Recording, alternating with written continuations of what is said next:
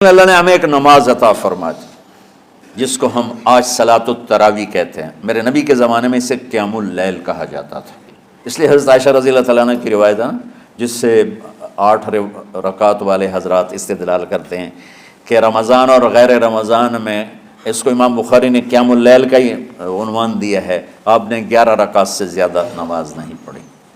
ایک ضعیف روایت میں ہے کہ آپ نے 3 دن پڑھائی نماز، یہ تو صحیح روایت ہے۔ کتنی رکعت پڑھائی؟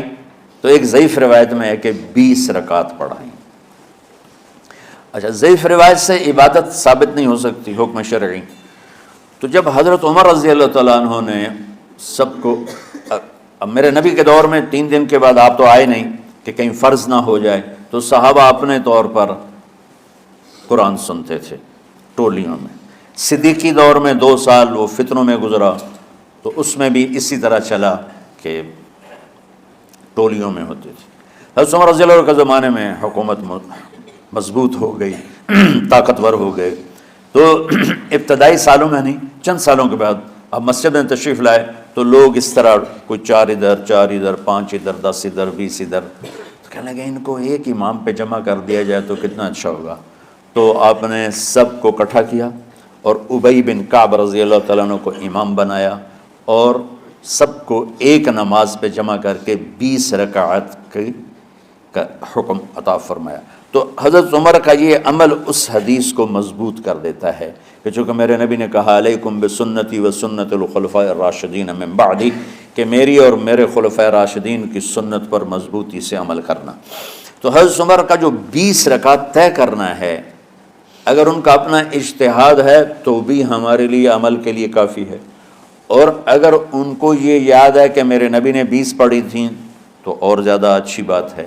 لیکن بہرحال جو 8 پڑھتا ہے ہمارا اس پہ بھی کوئی اعتراض نہیں، چونکہ وہ بھی حدیث کے ساتھ بات کرتا ہے، اور باقی پوری امت 20 پڑھتی ہے، ان پر بھی اعتراض نہیں۔ میں ایک جگہ سے گزر رہا تھا، نماز کا وقت ہو گیا، اہل حدیث کی مسجد تھی، میں وہاں نماز پڑھنے چلا گیا، تو ایک بہت بڑا اشتہار لکھا ہوا تھا، 20 تراویح ثابت کرنے والے کو 5 لاکھ روپے انعام۔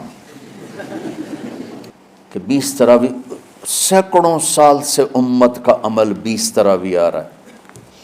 تراویح کا نام جو پڑھا، مجھے یوں لگتا ہے کہ اہل مکہ، یعنی اہل مکہ جو تھے نا، وہ 4 تراویح پڑھ کے ایک طواف کرتے تھے، تو وہ آرام کے لیے ہوتا، ترویحہ آرام، تھوڑی دیر کا آرام۔ تو 4 تراویح کے بعد ایک طواف کرتے تھے، وہ چھوٹا سا طواف 10 منٹ میں ختم ہو جاتا تھا، اور پھر 4 تراویح پڑھتے تھے، پھر طواف کرتے تھے، پھر 4 پڑھتے تھے، پھر طواف کرتے تھے۔ یہ صحابہ کے تھوڑے بعد کے دور کی بات۔ تو مدینے والوں کو پتہ چلا کہ مکے والے تو یہ کرتے ہیں، وہ کہنے لگے اساں کی کریے، انہوں نے کہا اسی 40 تراویح پڑھیں گے، 40 رکعت، وہ 40 رکعت پڑھتے تھے۔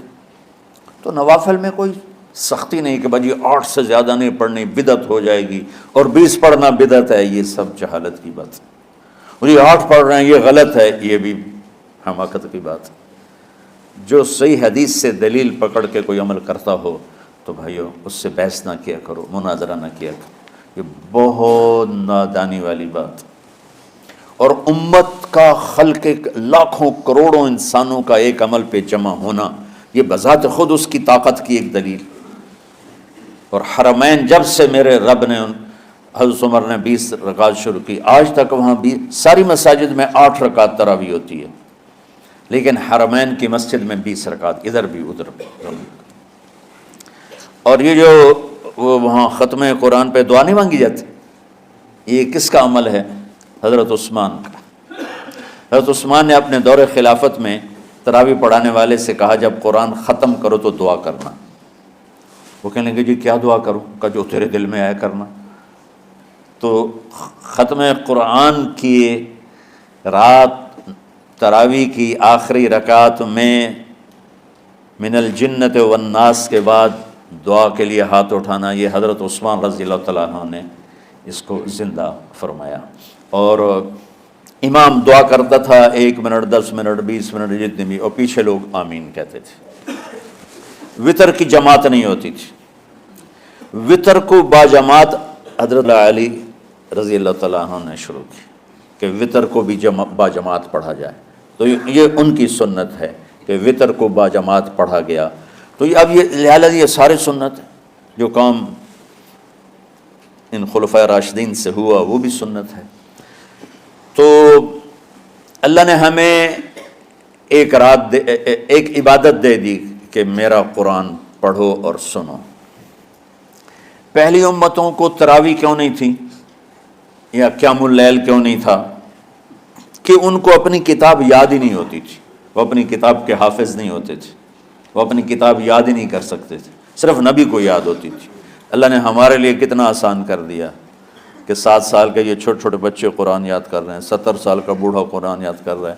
یہیں یہ مولوی یوسف صاحب کا ساتھی تھا یا پتہ نہیں ان سے پہلے تھا سلمان، مولوی سلمان، آج کل امریکہ میں ہوتے ہیں، ہماری ایک شاخ چلا رہے ہیں ماشاءاللہ۔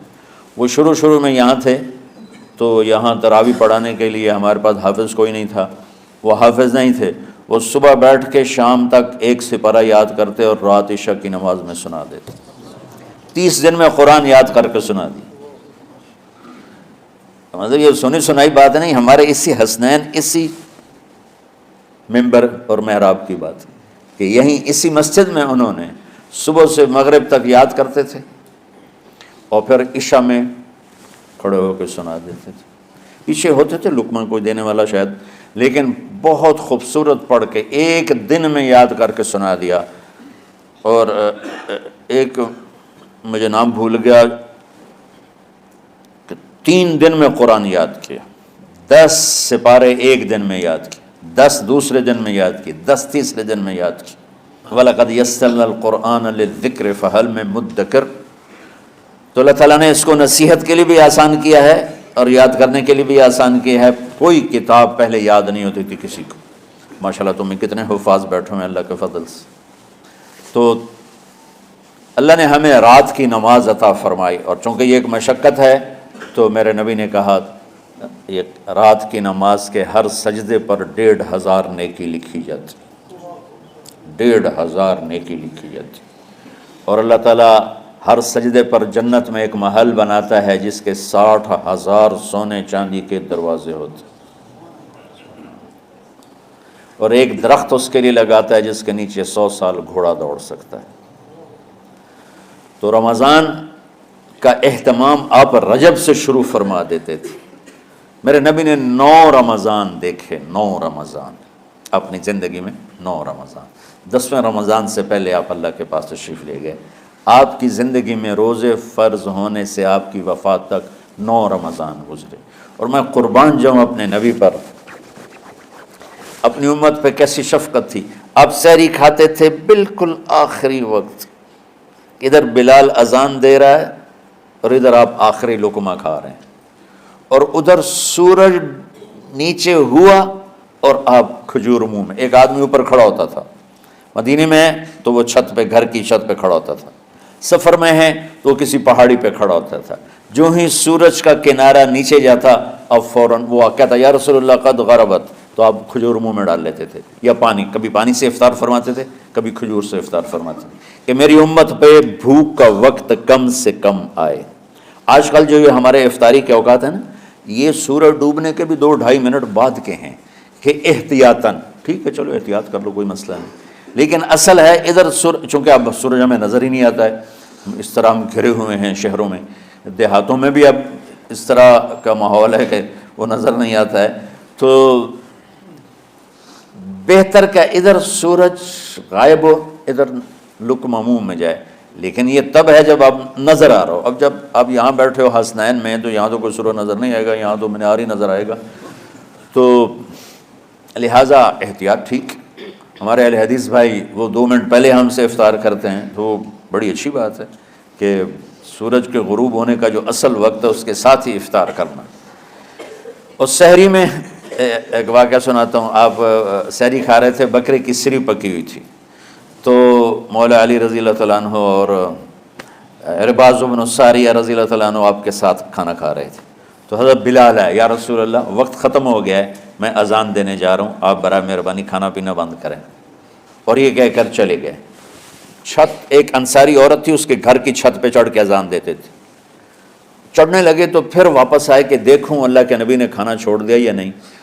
آ کے دیکھا تو وہ کھا رہے تھے. انہوں نے کہا یا رسول اللہ واللہ لقد اصبحت، یا رسول اللہ اللہ کی قسم سحری کا وقت ختم ہو گیا، صبح ہو گئی. تو آپ نے ہاتھ پیچھے کر لیا، کہہ رہے تیرا بھلا ہو بلال، ابھی وقت باقی تھا، تیرے قسم کھانے پر اللہ نے اس کو پہلے نکال دیا کہ تیری قسم کہیں جھوٹی نہ پڑ جائے.